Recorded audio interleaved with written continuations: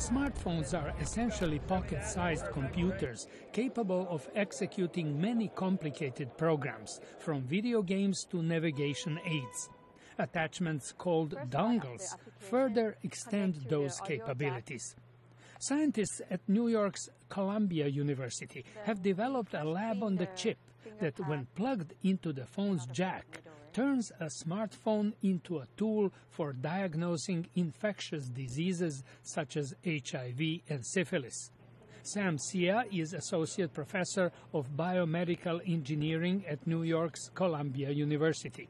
He says early diagnosis may be a matter of life and death to patients such as pregnant women in rural parts of Africa. By providing accessible diagnostics to these patients, they can get treated and their babies can actually be born and thrive and live. So it's really a matter of life and death if they don't have these diagnostics. For 10 years, Sia and his team worked to develop the attachment they say can perform nearly as well as $18,000 laboratory equipment.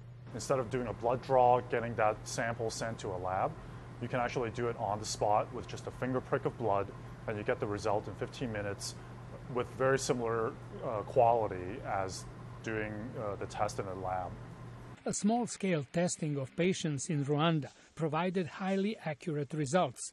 Sensitivity in finding the target antibodies was 92 to 100%, while ruling out the people not infected was 79 to 100% on the target.